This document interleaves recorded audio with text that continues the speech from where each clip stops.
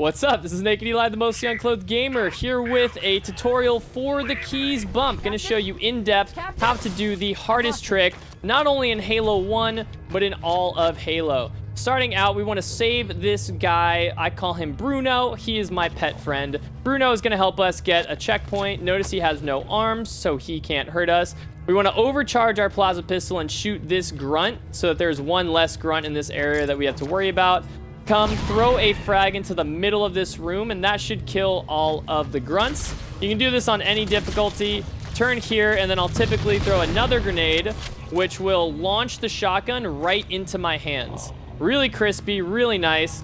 And we want to make sure that if there's the fatty dude walking around who has all the popcorn flood, we want to make sure that he's dead too, so that all of these little guys don't actually screw with us while we are doing the keys bump. You're going to want to switch the graphics into ugly mode, aka classic mode, and then you're going to need a plasma pistol next to your shotgun. Plasma pistol overcharge, and now this is where the fun begins. So notice that I use an overcharge to get rid of that deployable cover. Now I use the plasma pistol every so often to actually keep the deployable cover from coming back up. Notice that if I stop for a second, then it's going to come back up and it's going to move me out of the way, right? So if I'm still trying to angle myself, we don't want that to happen. So you'll notice that every now and then I'll just shoot some shots. It's not random. It's because I need the shield to stay down. Now, the reason we use a plasma pistol is because we're actually using, you see those three triangles right in the middle? There's one in the top right, or sorry, top middle, and then bottom left, bottom right. And so they all have what I'll call the vertex point at the top, like towards the middle. So if they're isosceles triangles, then that's the pointy part of them. And then there's the angles on the bottom, right? The bottom angles next to the base. So the first thing we want to do is we actually want to line up, and this is extremely precise. This is like a pixel by pixel trick, and it's different depending on the type of screen that you have. So I'm going to show you exactly how it works on my screen, but you might have to play with the verticality or the horizontal positioning of it. So I'm just showing you how like nuanced my particular setup is. So what I'll do is I'll jump and I'll try to realign myself so that the right angle on the bottom right triangle is matched up right here with, it's like that gray line all the way to the right. So let me try and show it off. So you see here how that's all the way to the right here. And then you move in one and there's like a second gray column. And then you move here, and there's a third gray column that's in there in decreasing size going down. So you need the bottom right reticle to be perfectly matched up with the right side of the first big column. Notice right here how it's sort of close, but it's not touching. Not good enough. We're going to have to move so that we're actually right on it. Basically like that. That's the very first part that I line up, is my right side. Now, notice that I'm using the this deployable cover to be parallel, so that when I look up and down, I'm parallel to this deployable cover. That's what allows me to get this right side. Notice I'm not turned into it. I'm not turned away from it. My middle triangle is perfectly lined up and parallel. Now, once I have that, notice how I jump instead of crouching. When you crouch, you actually move a lot more than you think. It's not good to crouch. If we're trying to do a precise moment. Whoops, prematurely bumped. What we want to do is we use small, tiny, minute movements by jumping up and down. So I have the right side set up. Now I just need to get the right verticality. Think of it like a coordinate point that we're trying to touch exactly. So what I do in my setup, once I have the right side, is I will go and I'll angle myself up so that my top triangle has a base that's in that black. Notice all the black above the gray. And my bottom left triangle will be somewhere in between these two, like, notice the purple cells, and they have this like purple nucleus in them. Those will line up, and I'll typically be slightly lower than this, so that the left angle on my bottom left triangle is almost parallel with the midpoint of the purple cell. I know this is really hard to describe, and it really is this tedious to set up. Once I have that set up, I will stop shooting and I will wait to launch myself through the ceiling. Now notice that I came up into this room, but our goal is to actually get through the ceiling to land on that wall. So we're not out of the woods yet. And this is going to happen to you all the time. You're going to get a bump that almost works, but it's not going to be perfect. And so you can try going like really far up and seeing if that works for you, or further down. I think the verticality is actually the hardest part to set up. Once you have your like right and left angled perfectly, then you're good to go. And so here I can try this, see if this works. Look at the setup. And so I again landed in the middle section. Notice I'm running low on the good stuff, so I'll actually use up the rest of it and switch out to this guy. And then we will go and we'll try it again. And every time I'm going to take note of exactly where my little triangles are positioned. And if we do it perfectly, we actually land up in the roof. And notice that I just got a checkpoint. All right, you might not be able to see it because of my camera.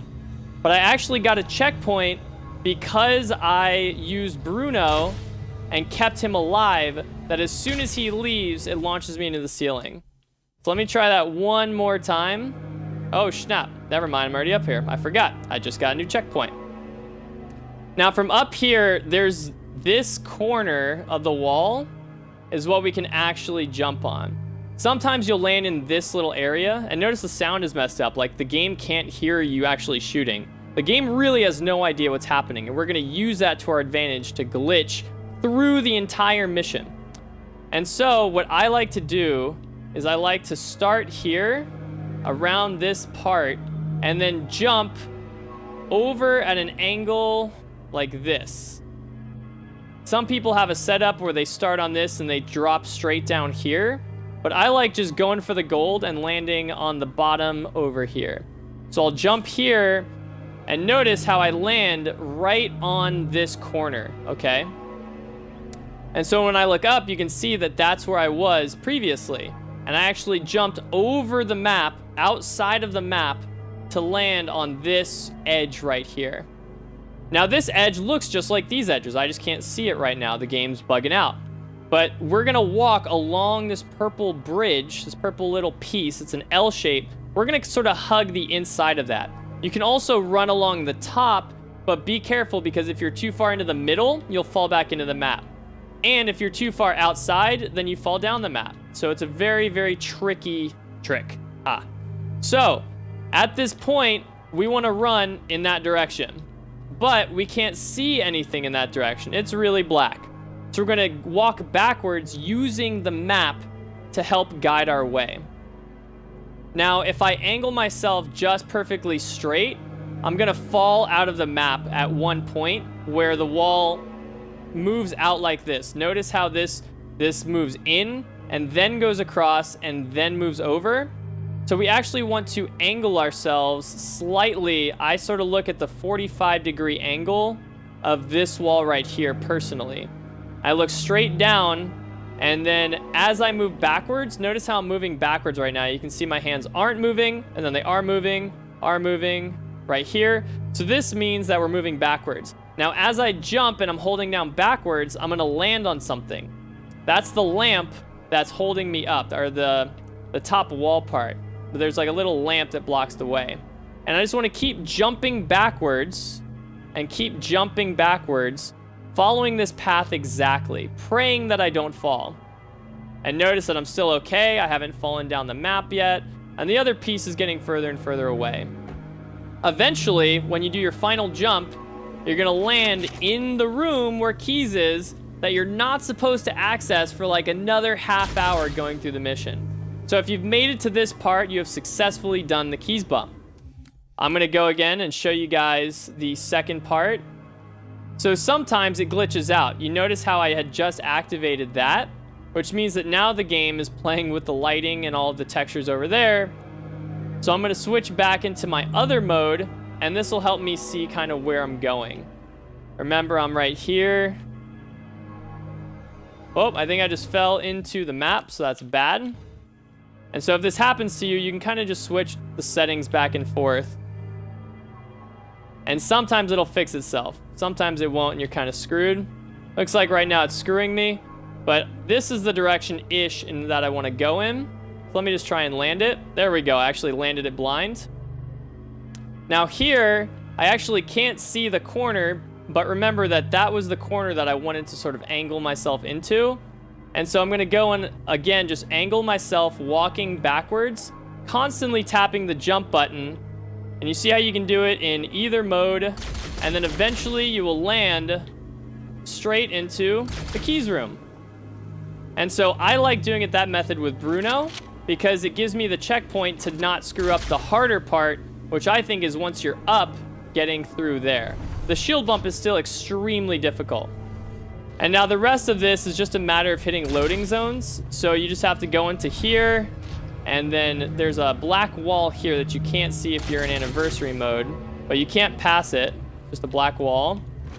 And then I should explain, I don't know if I explained it in the video, that you want to kill everything here. Don't stick these guys because sticking an inanimate object will just make the plasma disappear. So you throw it on the ground and that will actually kill all the enemies. Then you throw a nade on the ground there. And this is why we wanted the shotgun, was for cleanup.